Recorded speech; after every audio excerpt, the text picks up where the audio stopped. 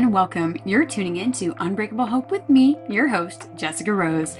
This podcast is all about seeking the light. In each episode, we chat with someone who has either overcome the darkness or who is actively spreading light within their own community. So let's jump into today's episode. Today, I have a very special guest. It is Miss Universal Petite Mexico for 2025, Miss Elizabeth Alvarado. I am super excited to dive into this chat today. She is so pure and positive, and the things that she has been able to do in life is just amazing, from being a caregiver to her brother through a very, very rough time, to even her full-time job that supports her community and her volunteer work and just her heart and soul. I am excited to be able to share this episode with you today. So let's dive in. Well, thank you so much for joining me today on this episode. I'm so grateful that you're here. I'm so grateful to be here and thank you so much for the invitation. I can't wait to hear more about your story. I'm really excited. We're both in the Petite Pageant system, and you have a beautiful title. So I would love to pass it over to you, let you tell us more about you, and tell us more about your title, how you got it, and Well, I'm Elizabeth Alvarado and I am Miss Universal Petite Mexico 2025. And this is the second time I'm in Universal Petite. I did my first Universal Petite last year in 2024 and I placed fifth, and that was my first pageant ever. So I just fell in love with pageantry because it's something I wanted to do as a child. So it just helped me be a better person. And now I am also an Alzheimer's Association advocate, and I volunteer for Broadway West. It's a nonprofit organization here in Los Angeles. I'm also a freelance makeup artist. And then my day job is I work for a subsidized program for the city of Los Angeles, which assists with transportation for elderly people, but we don't say elderly, we say 65 plus and disabled people. that's a really great resource. It's something that my city doesn't necessarily have for my husband's condition, Mm. and my husband's wheelchair bound. And I do compare this a lot when people talk about different illnesses, especially neurological conditions, of there being similarities to Alzheimer's. I'm curious, how did you get involved in the Alzheimer's Association? Well, I wanted to volunteer. I was looking for different places to volunteer. And then I found the Alzheimer's Association and I saw that they were looking for advocates, so I applied. And then 2 months later, I got an email from the head of the Southern California area. So she reached out to me if I would like to be an advocate. So that's how I became an advocate.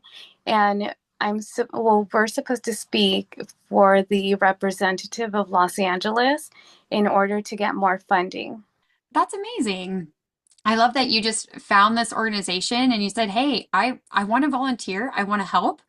And you found one, and now Yeah. you're able to volunteer and give back to your community. That's really cool. And I mean, obviously, the job that you do during the day, if no one tells you, I feel like it's also a community service, because Mhm. there's so many people who could utilize that in so many cities that I think that would be great if that could be expanded all over. So I'm not sure how often you get thanks for the job that you do on a daily basis, but I definitely think it's a great service and I appreciate it. Yeah, every day. Actually, that's the best thing about my job when people tell me thank you, because I always try and remember to be empathetic because my brother was sick in 2023 and even last year. So I understand when people feel hopeless or they're even frustrated. And sometimes you get angry people, but I always remember, you know, they are probably frustrated because what they're going through. And it's sad also because some elderly people don't have someone to take them to their doctor's office or even get groceries. Yeah, that's a huge thing. The lack of supports. A lot of times it's lack of natural supports, family, friends, those kind of things. It's something that I see more and more. Or maybe I'm just more and more aware of it. I tell people all the time when it comes to my husband, I'm so grateful for all of our community supports and my friends and my family. And I wouldn't be able to keep my husband alive and keep going if it weren't for all of them and all of their supports. So I think that's huge working in a job where you're actually seeing a lot of people who don't have those supports and that you may be one of their only support people, I'm sure Right. is rewarding on a completely different level. It is. And you mentioned your brother. So I know that you said that your brother had a near accident or near death. Would you like to share a little bit more about what happened there? Because that really streamlined a lot of the work that you've been able to do for yourself and for others now, right? Yes. So this happened in late summer. It was August of 2023. And I should actually start off with he first went to the ER and he was diagnosed with a kidney infection. So he was given medication and he wasn't getting any better. And I remember it was a Sunday that I went to go get him some food and then I was texting him and he didn't reply. And then he told me someone's in the house. So that Sunday, we first had an intruder in the house and I rushed home and it was the day of a tropical storm.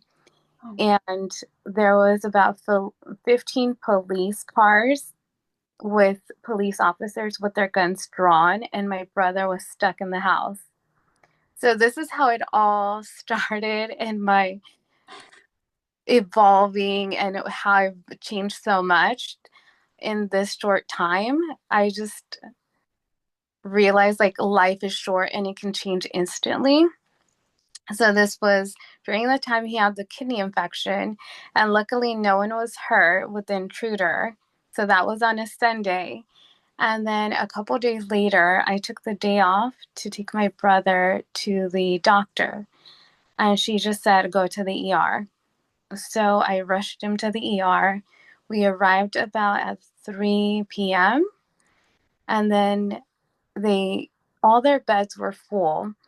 And then during that time, my brother was just sweating and he just looked like he wanted to pass out. So I was walking to the bathroom to get tissue, and the triage nurse would notice me. So then they rushed him in the ER. And then they just started running several tests, and I believe an EKG for his heart. And then it was about 10 o'clock at night, and I had already talked to multiple doctors, and they didn't know what was wrong with him. So at 10 o'clock, they admitted him, and I said, well, I have to go because I have to go to work. You're fine. Text me. And the next day,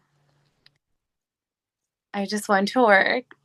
And then I went back to the hospital that evening. And then they said he was diagnosed with sepsis.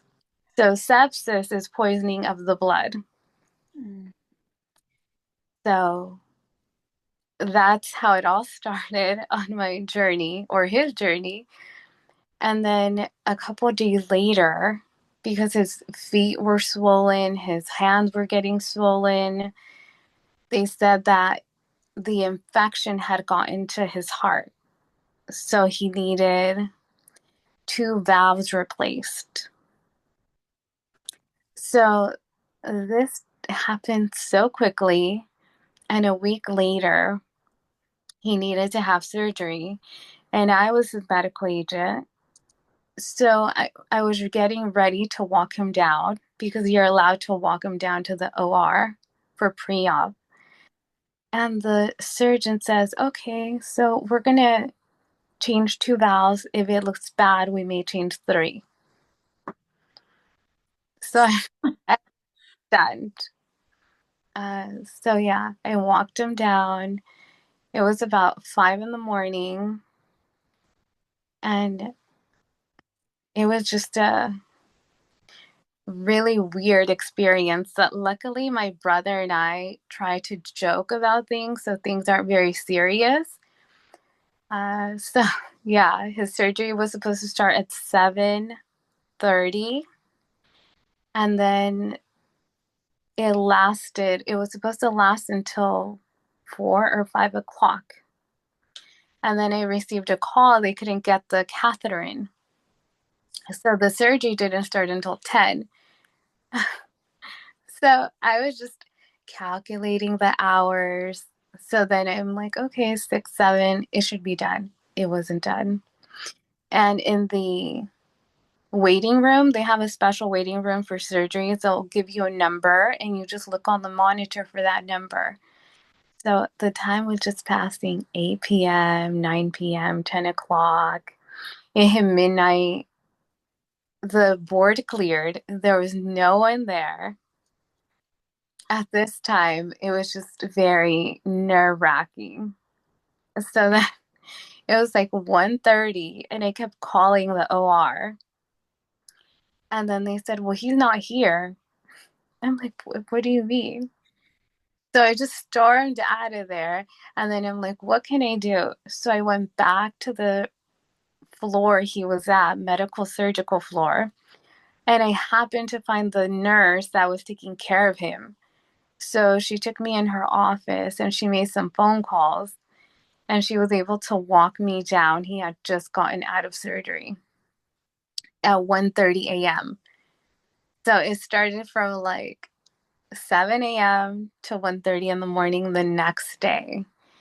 And then um, I just remember the head nurse being very frightened, his face. And I was like, what's going on? Luckily, the surgeon was amazing and he kept on going for hours. But my brother was still open. His surgical site was left open because the infection was so bad. And that was on a Thursday. So then on a Saturday, they were going to clean it up again and try to close him.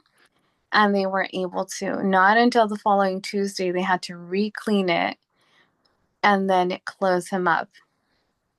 So that was a very long week, which I took time off work just to be on standby. But I wasn't going there because I didn't want to get the room infected with my germs.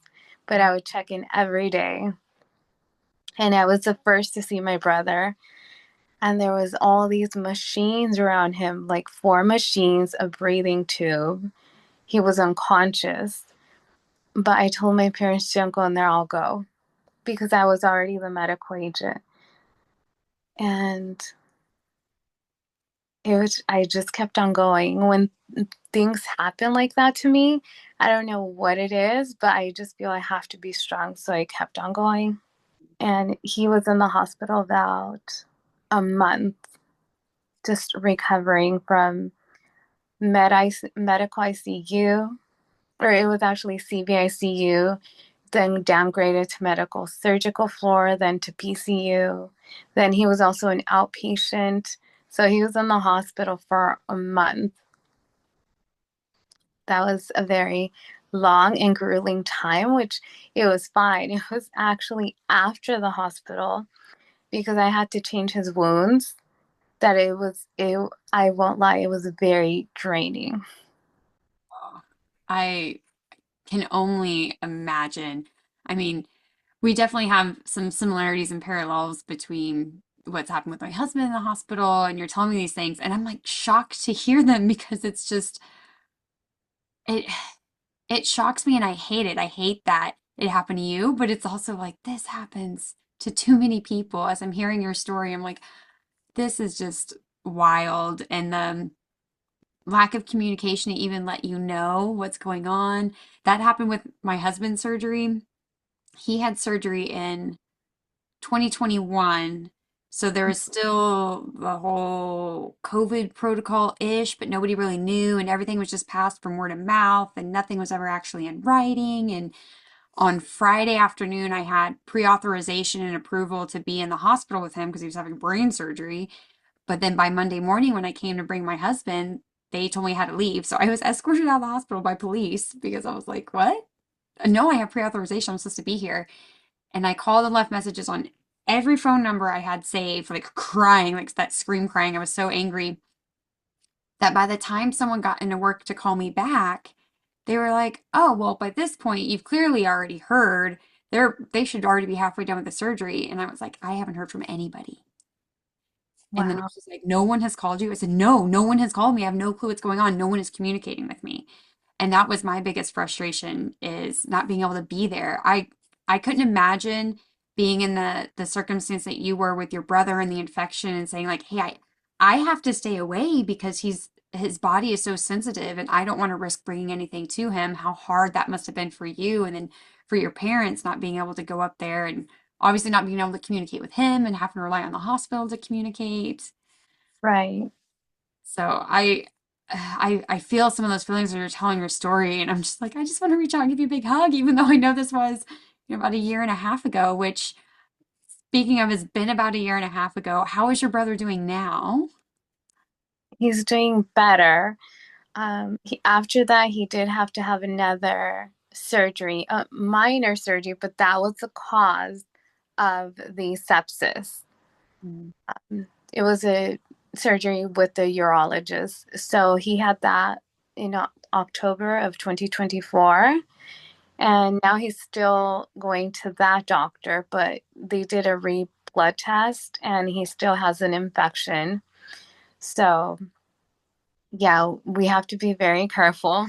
And that's why I do nag him sometimes because he's a man and he doesn't listen. And especially when it comes to medical things, I always tell people because I used to work for a neurologist. That was one of my first jobs. So things are embarrassing. However, when it's anything medical, you should not be embarrassed, especially with medical professionals, because if you don't tell them, then they can't help you. And that was the big thing. When he went to the ER, I'm pretty sure he did not give all his symptoms. So when I went to the ER, the second time he was there, I told the ER doctors every medical issue I could remember of his, which really helped him find out, narrow down what was wrong with him.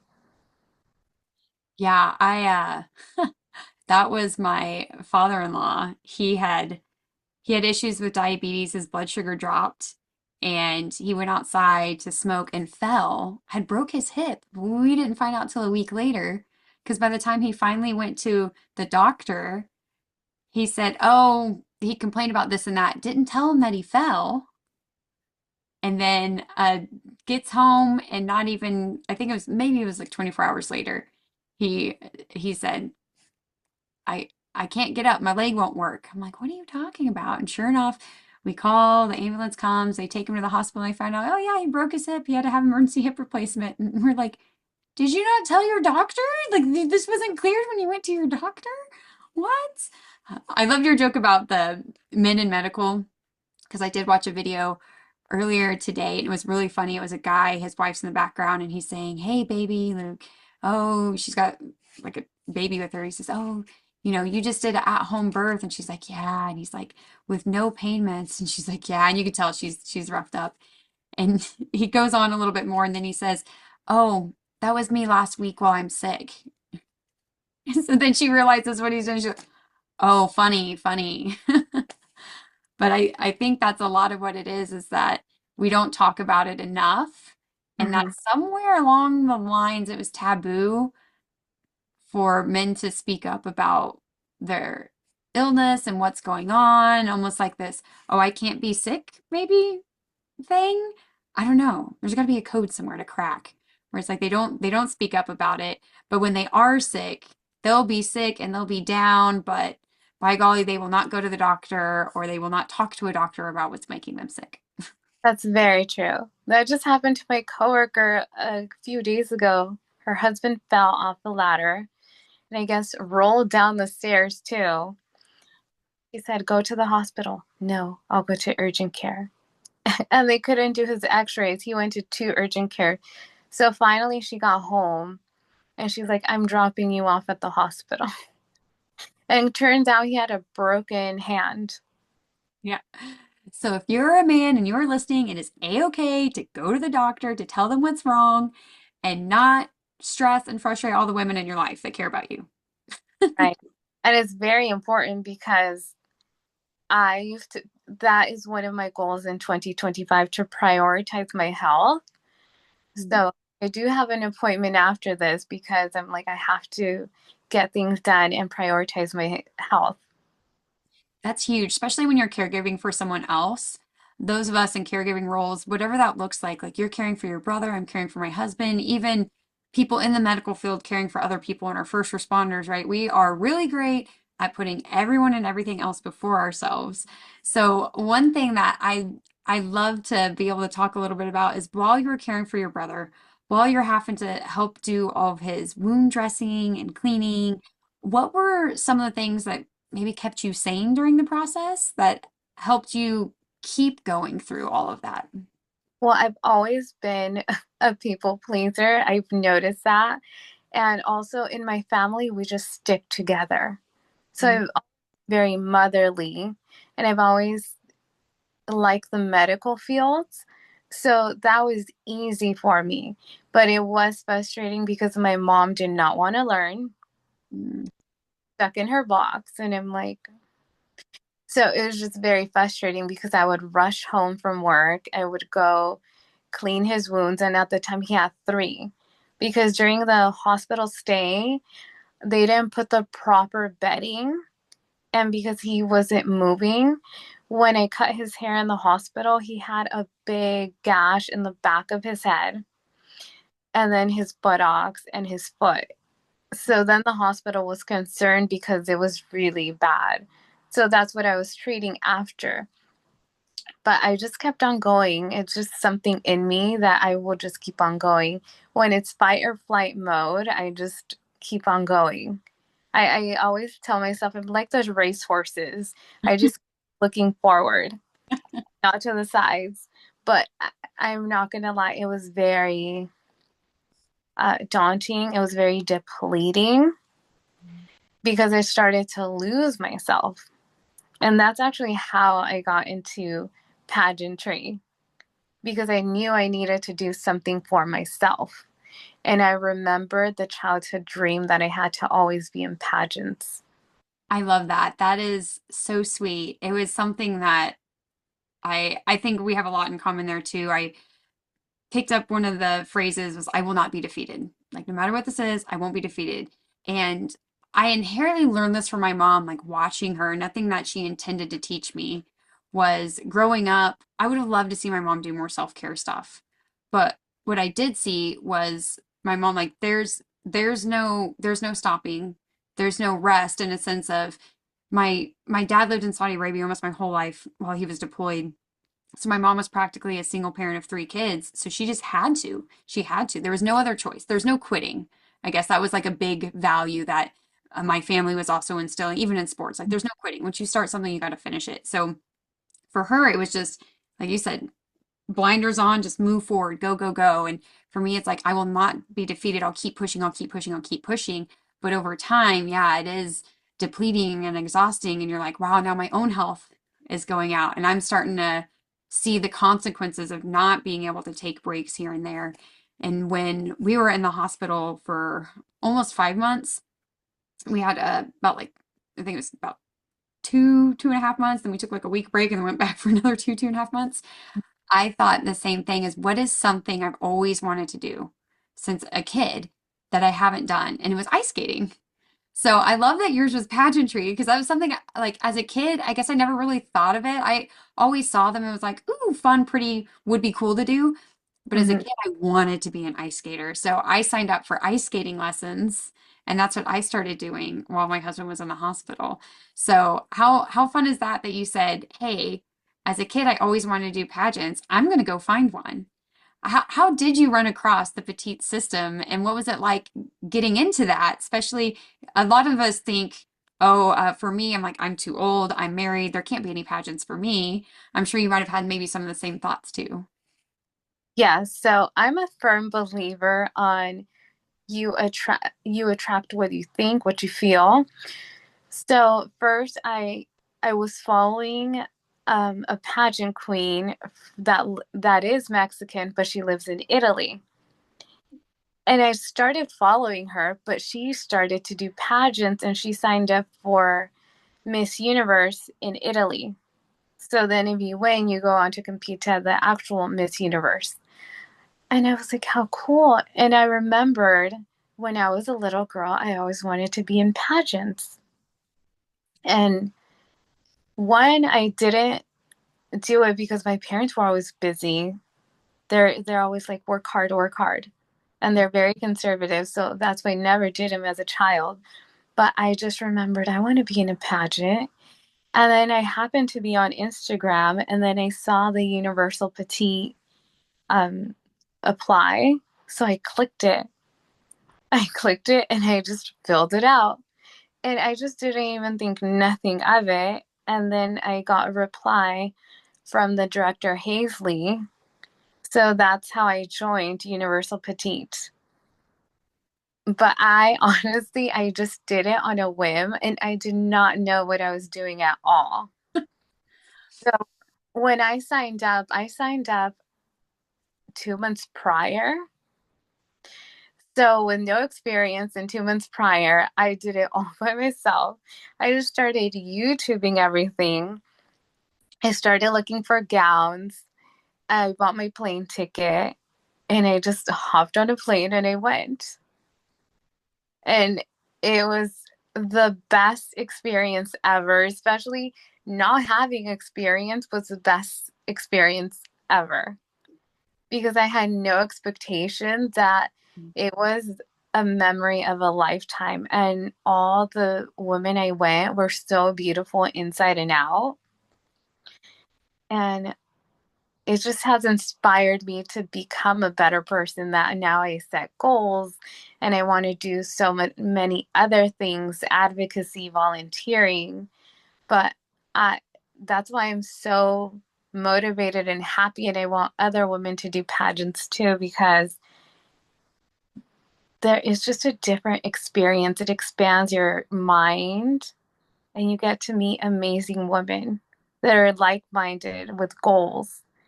And you could do it at any age and you should do it. And I now that I'm more into pageants and I research and everything, I tell my coworker, you should enter your daughter. I'm like, it's a good experience because she'll get confidence and sometimes you can even win awards, which is good for college, or even certain ones you can win like cash prizes. But I just feel like all women should do it because it's not about so much per se beauty. It's about learning and learning more about yourself and showing up as your best self. I think that is the biggest misconception of pageants is, oh, they're all just about beauty. It's a lot of work and it takes a lot of confidence. So I don't care what you look like or what you think you look like or what other people think you look like, but putting a bikini on and walking in heels across the stage at any age, that takes a level of confidence. I think everyone can at least think of that and agree to that.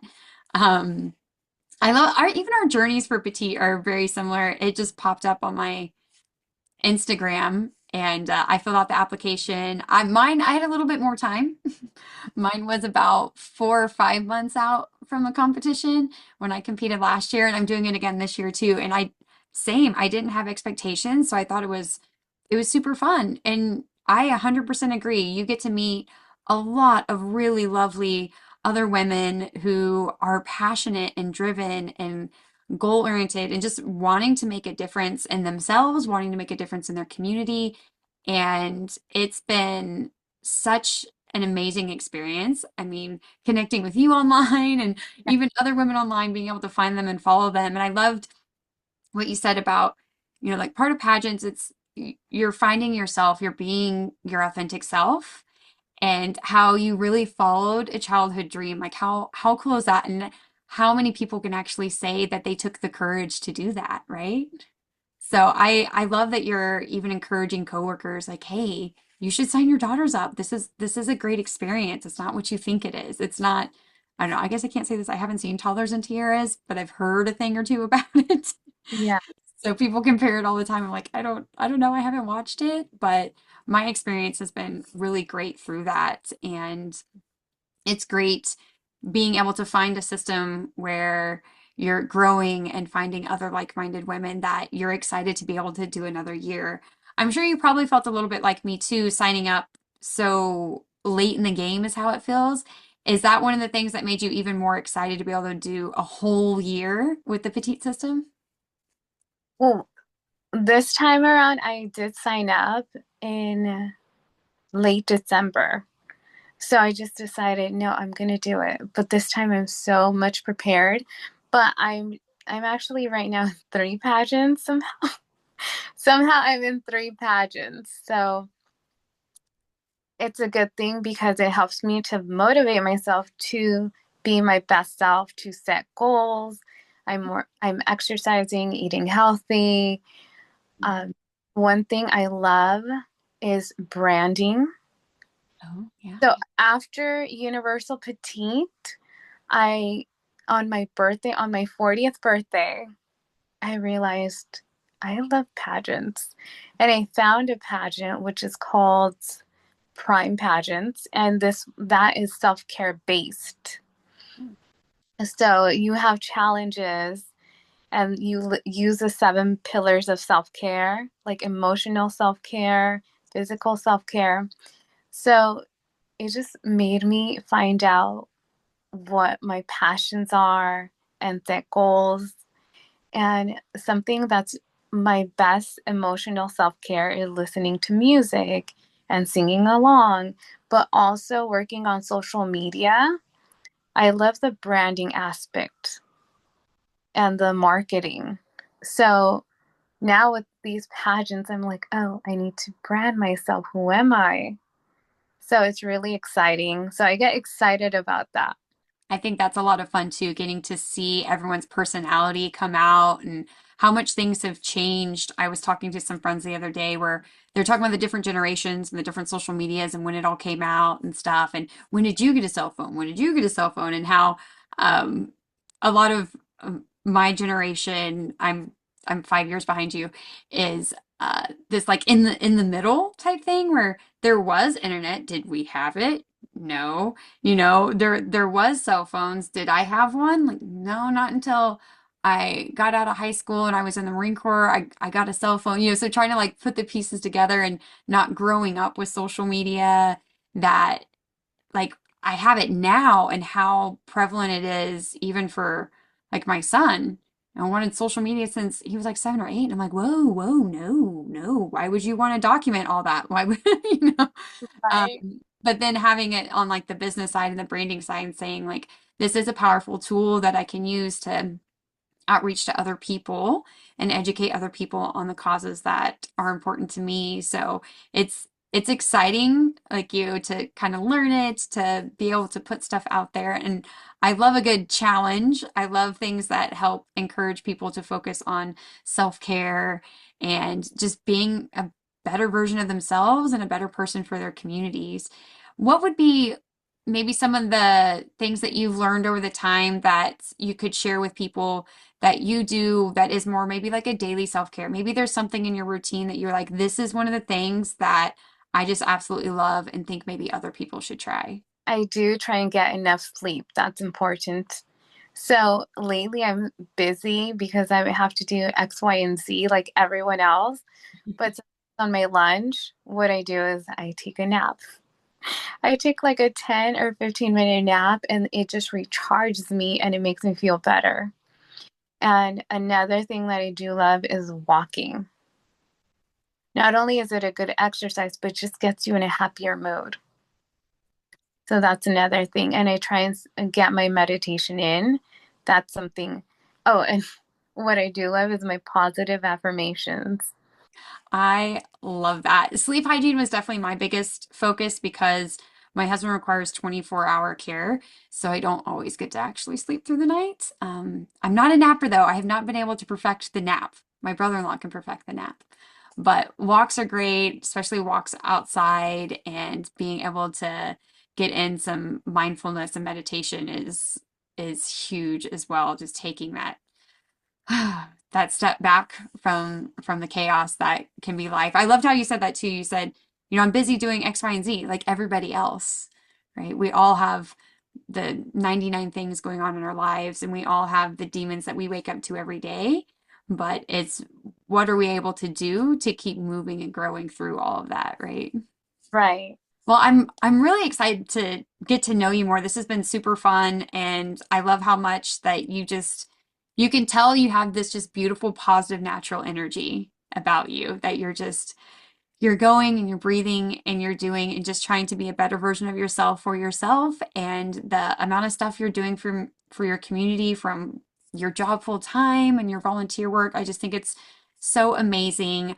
I definitely want to give you some time though, if there's anything that you feel like we've forgotten to talk about or something that you really want to leave the audience with. I think you've left us with some beautiful nuggets for the past hour, but I definitely want to give you some more space for that. Well, I believe in following your dreams. So my platform, and I know it may be subjective to people, but my platform is be your authentic self and follow your dreams. So I am starting an Instagram and hopefully a YouTuber podcast that's called Elevate with Elizabeth.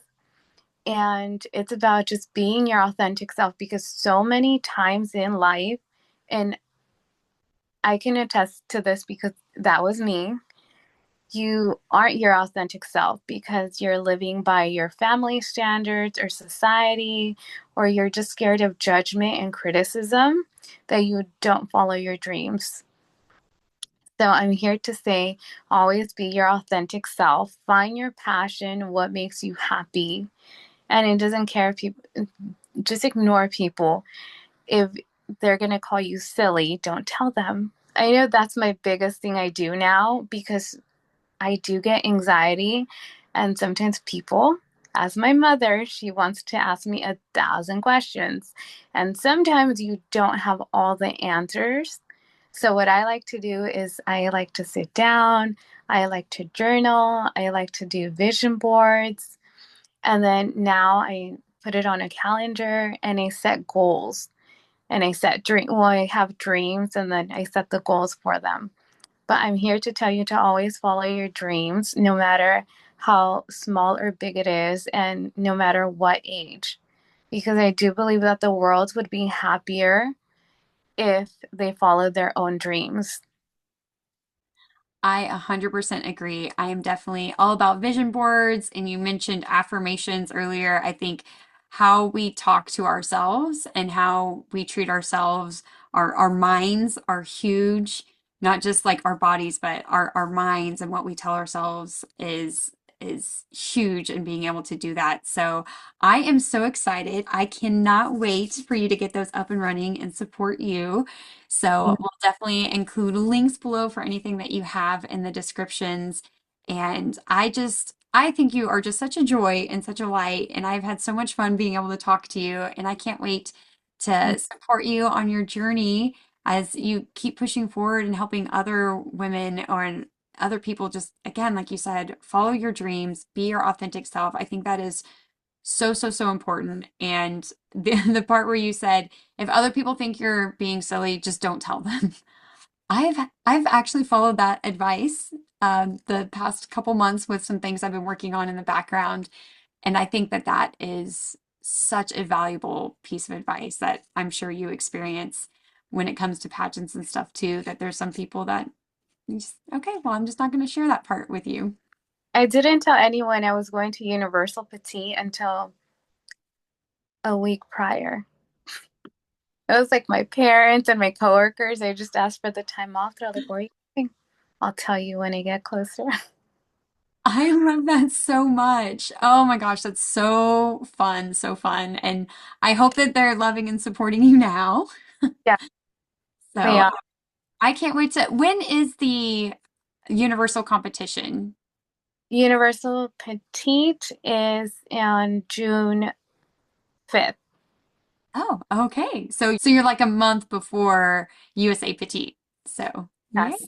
Nice. That's the month before. So I'll be flying to Tampa and then we get on a cruise and then the cruise goes to Cozumel. That sounds like so much fun. Yeah. I'm sure there'll be some links to be able to watch and that you'll be sharing on your social medias, as well as ways to support you on your journey and what other things that you may need as well. Yes. Thank you. And I will be watching your pageant journey as well. I'm wishing you the best. Thank you. Well, I also want to thank you for your time and sharing some of your story with us. It's so beautiful everything that you've been through and how you've just kept this radiant heart and taking care of your brother and still serving your community and taking care of yourself ultimately, because that is truly the hard part. So, thank you so much for being here and telling your journey and your story. You're welcome. Thank you for having me. And one thing I'll say is life is beautiful. It's not about being cruel or short. Life is precious and you have to make the most about life, your life. Oh, I love that. Yay. Yeah. Thank you so much. It's been a pleasure. Thank you, listeners, for tuning in. If you found this episode inspiring, please share it with someone you never know who needs more light in their life. May this serve as a reminder that there's always darkness in the world. Do not let it consume you. Always seek the light. Please take a moment to do the good old subscribe, rate, and review.